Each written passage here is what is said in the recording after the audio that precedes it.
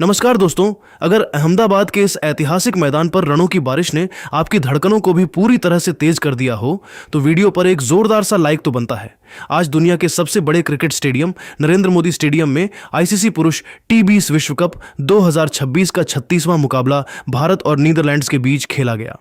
एक तरफ भारतीय टीम का गौरव था तो दूसरी तरफ नीदरलैंड्स की उलटफेर करने की जिजीविषा।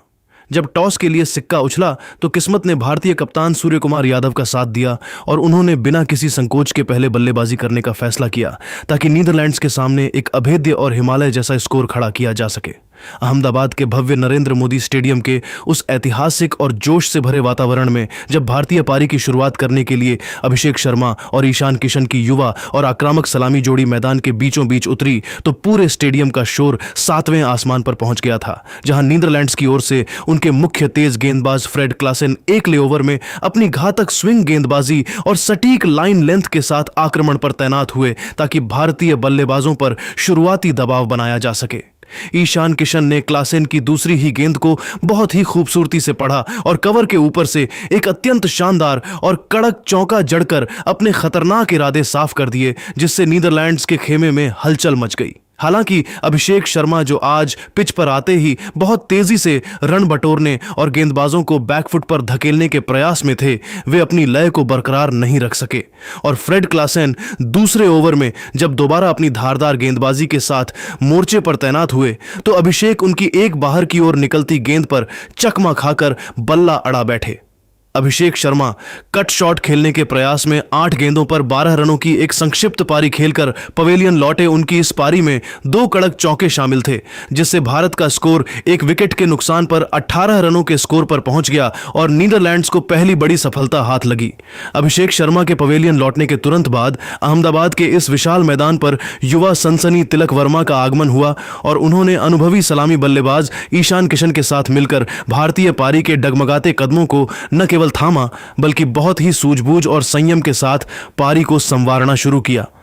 नीदरलैंड्स की ओर से उनके सबसे भरोसेमंद गेंदबाज लोगन वॉन बीक 5वें ओवर में अपनी सटीक लाइन लेंथ और चतुराई भरे गति के बदलावों के साथ आक्रमण पर तैनात हुए ताकि रनों की इस तेज गति पर अंकुश लगाया जा सके और भारतीय बल्लेबाजों को बांध कर रखा जा सके। लेकिन ईशान किशन आज किसी और ही विध्वंसक मूड में नजर आ रहे थे और उन्होंने वान बीक की रणनीति को भांपते हुए उन्हें सीधे निशाने पर लिया और मिड विकेट की दिशा में एक ऐसा गगनचुंबी और विशाल छक्का जड़ दिया जिसने स्टेडियम में बैठे हजारों दर्शकों को अपनी सीटों से उछलने और झूमने पर मजबूर कर दिया।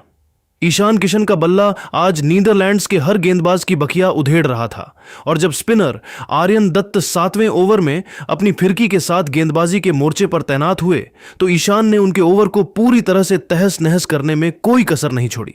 ईशान ने आर्यन की गेंदों पर बेरहमी से प्रहार करते हुए लगातार 2 प्रचंड छक्के जड़े और मात्र 24 गेंदों पर अपना विस्फोटक अर्धशतक पूरा कर नीदरलैंड्स के खेमे में खलबली मचा दी। हालांकि ईशान किशन अपनी इस पारी को और अधिक विशाल और यादगार बनाने के प्रयास में 38 गेंदों पर 64 रनों की एक अत्यंत विनाशकारी और साहसी पारी खेलकर आउट हो गए। उनकी इस पारी में 6 कड़क चौके और 4 शानदार छक्के शामिल थे, जिससे भारत का स्कोर 2 विकेट के नुकसान पर 110 रनों के एक बहुत ही मजबूत और सुरक्षित आंकड़े तक जा पहुंचा था। ईशान किशन के तूफानी अर्धशतक के बाद जब वे पवेलियन लौटे तो अहमदाबाद के नरेंद्र मोदी स्टेडियम में दर्शकों का उत्साह उस समय अपने चरम पर पहुंच गया जब भारतीय कप्तान और वर्तमान में दुनिया के नंबर 1 टी20 बल्लेबाज सूर्य कुमार यादव ने मैदान पर कदम रखा। उनके क्रीज पर पहुंचते ही 1 लाख से अधिक दर्शकों की क्षमता वाला यह पूरा स्टेडियम सूर्या सूर्या के गगनभेदी नारों से इस कदर गूंज उठा कि नीदरलैंड्स के खिलाड़ियों के चेहरे पर चिंता की लकीरें साफ देखी जा सकती थीं। सूर्या ने क्रीज पर आते ही अपनी मंशा साफ कर दी और युवा तिलक वर्मा के साथ मिलकर मैदान के चारों ओर रनों का एक ऐसा अभूतपूर्व, जादुई और अविश्वसनीय सैलाब ला दिया जिसने नीदरलैंड्स की फील्डिंग को पूरी तरह से तितर बितर, लाचार और बेबस करके रख दिया। डच कप्तान स्कॉट एडवर्ड्स ने फील्डिंग में कई बदलाव किए, लेकिन सूर्या और तिलक की इस जोड़ी ने हर गेंद को बाउंड्री के दर्शन कराने की ठान रखी थी।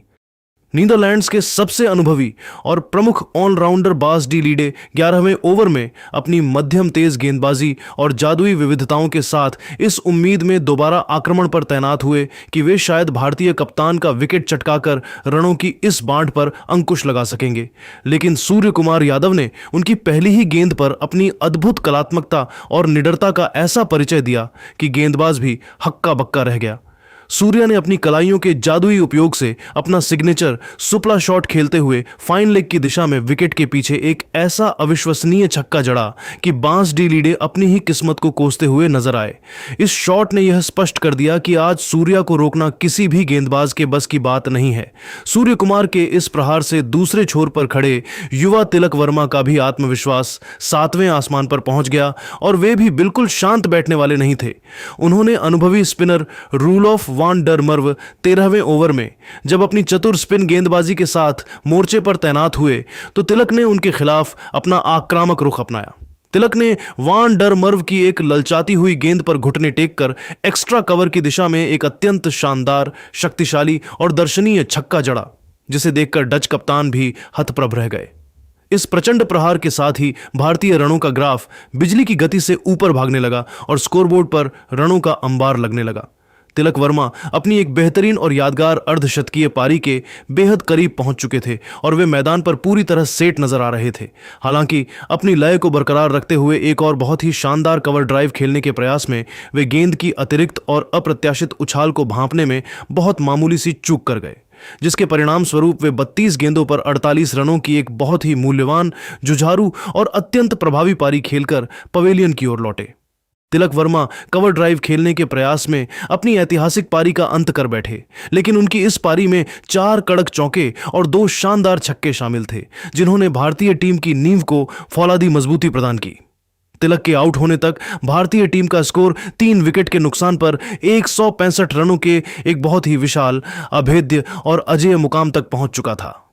मैदान की परिस्थितियां और सूर्य कुमार यादव की क्रीज पर मौजूदगी को देखते हुए अब यहां से टीम इंडिया का स्कोर 200 रनों के पार जाना केवल एक औपचारिकता मात्र लग रहा था। नीदरलैंड्स की पूरी टीम इस वक्त मैदान पर पूरी तरह से थकी हुई और हताश नजर आ रही थी, क्योंकि उन्हें आभास हो चुका था कि वे एक बहुत बड़े स्कोर की ओर बढ़ रहे भारत के सामने बेबस हो चुके हैं। भारतीय पारी के उस अंतिम, निर्णायक और सबसे प्रलयकारी चरण में जब अहमदाबाद के नरेंद्र मोदी स्टेडियम का कोना कोना प्रशंसकों के उन्मादी शोर और जोश के समंदर में पूरी तरह डूबा हुआ था, तब हार्दिक पांड्या और शिवम दुबे की महाबली जोड़ी ने क्रीज पर कदम रखते ही नीदरलैंड्स के गेंदबाजी आक्रमण की धज्जियां उड़ाना शुरू कर दिया। नीदरलैंड्स की ओर से उनके सबसे अनुभवी और भरोसेमंद तेज गेंदबाज लोगन वान बीक 18वें ओवर में अपनी सधी हुई गेंदबाजी, धीमी गति की विविधताओं और सटीक यॉर्कर के प्रयास के साथ दोबारा आक्रमण के मोर्चे पर तैनात हुए, ताकि भारतीय रनों की इस खौफनाक सुनामी पर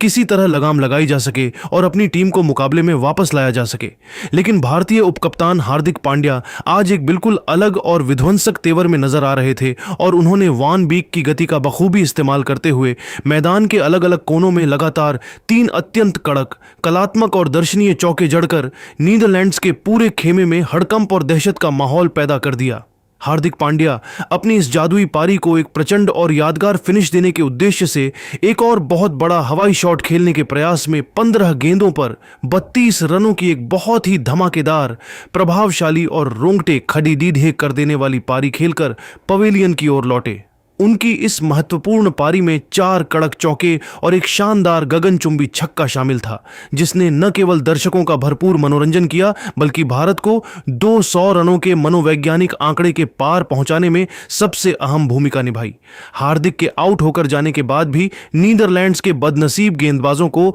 रत्ती भर भी राहत नहीं मिली, क्योंकि दूसरे छोर पर अंगद के पैर की तरह डटे हुए बाहुबली बल्लेबाज शिवम दुबे ने अपनी प्रचंड शारीरिक शक्ति और फौलादी इरादों का प्रदर्शन जारी रखा। शिवम दुबे ने डच गेंदबाजों के बचे कुचे आत्मविश्वास को अपनी तूफानी बल्लेबाजी से पूरी तरह से चकनाचूर कर दिया। उन्होंने पारी के अंतिम क्षणों में अपनी लंबी बाजुओं और जबरदस्त रीच का इस्तेमाल करते हुए अहमदाबाद की बड़ी सीमाओं को भी छोटा साबित कर दिया और गेंदबाजों की लाइन, लेंथ और दिशा को पूरी तरह से बिगाड़ कर रख दिया। शिवम दुबे 12 गेंदों पर 26 रन बनाकर अंत तक नाबाद रहे और उनकी इस छोटी मगर अत्यंत बाहुबली फिनिशर वाली पारी में 2 कड़क चौके और 2 गगनचुंबी छक्के शामिल थे, जिन्होंने स्कोरबोर्ड की रफ्तार को रॉकेट की गति प्रदान की और नीदरलैंड्स के गेंदबाजों को आत्मसमर्पण करने पर मजबूर कर दिया। अहमदाबाद के इस ऐतिहासिक और विशाल मैदान पर भारतीय टीम ने निर्धारित 20 ओवरों के खेल की अत्यंत सफल, आक्रामक और विश्व स्तरीय समाप्ति के बाद 4 विकेट के नुकसान पर 228 रनों का एक बहुत ही विशाल, अकल्पनीय और पहाड़ जैसा स्कोरबोर्ड पर टांग दिया।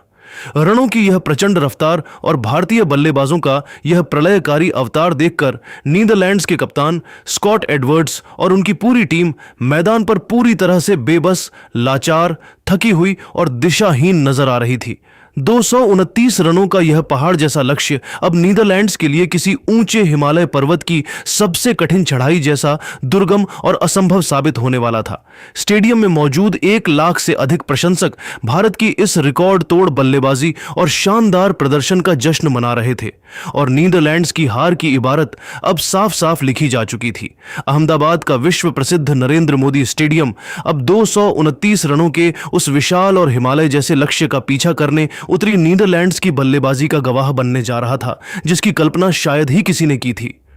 नीदरलैंड्स की शुरुआत उम्मीद से कहीं ज्यादा चौंकाने वाली और आक्रामक रही, जहां उनके सलामी बल्लेबाज मैक्स ओडॉड ने दुनिया के नंबर 1 गेंदबाज जसप्रीत बुमराह एकले ओवर में जब अपनी आग उगलती गेंदों के साथ गेंदबाजी करने आए तो उनके खिलाफ 2 अत्यंत कड़क और दर्शनीय चौके जड़कर पूरे स्टेडियम के साथ साथ भारतीय खेमे को भी पूरी तरह से हैरान और सन्न कर दिया। डच बल्लेबाजों ने भारतीय आक्रमण के सामने घुटने टेकने के बजाय डटकर मुकाबला करने का साहस दिखाया और नीदरलैंड्स ने पावर प्ले के शुरुआती 6 ओवरों के भीतर बिना कोई विकेट खोए 55 रनों का एक मजबूत स्कोर खड़ा कर लिया था, जिससे यह मैच हर बीतते ओवर के साथ काफी दिलचस्प और रोमांचक मोड़ पर पहुंचता जा रहा था। अहमदाबाद के नरेंद्र मोदी स्टेडियम में जब नीदरलैंड्स के सलामी बल्लेबाजों ने भारतीय गेंदबाजों को बैकफुट पर धकेलना शुरू किया, तब भारतीय कप्तान सूर्य कुमार यादव ने मैच की नाजुक स्थिति और पिच के मिजाज को बहुत ही बारीकी से भांपते हुए गेंद अपने सबसे अनुभवी स्पिनर अक्षर पटेल को थमाई। अक्षर पटेल 8वें ओवर में अपनी जादुई स्पिन गेंदबाजी, सटीक नियंत्रण और चतुराई भरी लाइन लेंथ के साथ आक्रमण के मोर्चे पर तैनात हुए और उन्होंने आते ही अपनी फिरकी के मायाजाल में नीदरलैंड्स की मजबूत होती बल्लेबाजी की कमर को पूरी तरह से तोड़कर रख दिया। अक्षर ने अपनी चतुराई का परिचय देते हुए मैक्स ओडॉड को अपनी एक तेजी से अंदर की ओर आती सीधी गेंद पर पूरी तरह चकमा दिया और उनके स्टंप्स बिखेरते हुए उन्हें क्लीन बोल्ड कर पवेलियन का रास्ता दिखाया। मैक्स ओडॉड एक जोखिम भरा और आक्रामक स्लॉग शॉट खेलने के प्रयास में 28 गेंदों पर 42 रनों की एक बहुत ही साहसी, जुझारू और प्रभावशाली पारी खेलकर आउट हो गए। उनकी इस पारी में 5 कड़क चौके और एक शानदार छक्का शामिल था, जिसने एक समय के लिए भारतीय प्रशंसकों के माथे पर चिंता की गहरी लकीरें ला दी थीं। मैच के इस बेहद महत्वपूर्ण मोड़ पर भारत की पकड़ तब और भी ज्यादा मजबूत और फौलादी हो गई जब भारत के प्रमुख चाइनामैन गेंदबाज कुलदीप यादव 10वें ओवर में अपनी जादुई विविधताओं और फिरकी के पिटारे के साथ आक्रमण पर तैनात हुए। कुलदीप ने अपनी फ्लाइट और टर्न से विपक्षी कप्तान स्कॉट एडवर्ड्स को अपने जाल में ऐसा फंसाया कि डच कप्तान के पास पवेलियन वापस लौटने के अलावा कोई चारा नहीं बचा। स्कॉट एडवर्ड्स अपना पसंदीदा और ताकतवर रिवर्स स्वीप शॉट खेलने के प्रयास में गेंद की अतिरिक्त टर्न और उछाल को पढ़ने में बुरी तरह विफल रहे और 12 गेंदों पर 15 रनों की एक छोटी सी पारी खेलकर आउट हो गए। उनकी इस संक्षिप्त पारी में 2 कड़क चौके शामिल थे। एडवर्ड्स के विकेट गिरते ही नीदरलैंड्स का स्कोर 3 विकेट के नुकसान पर 88 रनों पर सिमट कर रह गया और रनों की उस तूफानी रफ्तार पर पूरी तरह से अंकुश लग गया जो भारत के लिए खतरा बन रही थी। नीदरलैंड्स की टीम ने हालांकि इस दबाव के बीच भी अंत तक हार नहीं मानी और उनके मध्यक्रम के बल्लेबाजों ने अपना संघर्ष पूरी तरह जारी रखा, लेकिन हकीकत यह थी कि जीत की दहलीज अब उनसे बहुत दूर जा चुकी थी और रनों का पहाड़ काफी ऊंचा नजर आ रहा था। भारतीय गेंदबाजी के अगुआ जसप्रीत बुमराह 17वें ओवर में दोबारा अपनी घातक यॉर्कर, सटीक बाउंसर और रहस्यमयी स्लोअर गेंदों के साथ अंतिम आक्रमण पर तैनात हुए ताकि मैच का औपचारिक अंत किया जा सके। बुमराह ने पिच पर काफी देर से टिके हुए और खतरनाक दिख रहे बांस डी लीडे का शिकार कर नीदरलैंड्स की जीत की आखिरी उम्मीद पर पूरी तरह से पानी फेर दिया। बास डी लीडे पारी के अंत में एक बहुत बड़ा हवाई शॉट खेलने के प्रयास में गेंद की गति और बुमराह की चालाकी के सामने अपनी टाइमिंग पूरी तरह खो बैठे और 35 गेंदों पर 52 रनों की एक बहुत ही संघर्षपूर्ण, साहसी और अर्धशतकीय पारी खेलकर पवेलियन लौटे। उनकी इस शानदार पारी में 4 कड़क चौके और 2 शानदार छक्के शामिल थे, जिन्होंने भारतीय गेंदबाजों को काफी मशक्कत करने पर मजबूर किया और दर्शकों को एक कड़ा मुकाबला देखने को मिला। नीदरलैंड्स की टीम निर्धारित 20 ओवरों के खेल की समाप्ति के बाद 7 विकेट के नुकसान पर 185 रन ही बना सकी और भारतीय टीम ने इस बेहद दिलचस्प और उतार चढ़ाव भरे मुकाबले को 43 रनों के एक सम्मानजनक अंतर से जीतकर सेमीफाइनल की ओर अपना मजबूत कदम बढ़ा दिया। दोस्तों, भारतीय टीम की इस विशाल जीत और ईशान किशन की उस तूफानी 64 रनों की पारी पर आपकी क्या राय है? क्या आपको लगता है कि नीदरलैंड्स की टीम ने आज दुनिया की सबसे मजबूत टीम इंडिया को कड़ी टक्कर दी और अपनी छाप छोड़ी? हमें कमेंट सेक्शन में अपनी राय देना बिल्कुल न भूलें, क्योंकि हम आपके हर विचार को महत्व देते हैं। अगर आपको हमारा यह बहुत ही विस्तृत और रोंगटे खड़े कर देने वाला मैच एनालिसिस पसंद आया हो तो इस वीडियो को अपने दोस्तों के साथ साझा करें और हमारे चैनल को आज ही सब्सक्राइब कर लें, ताकि विश्व कप 2026 का अगला धमाकेदार अपडेट आपसे कभी मिस न हो।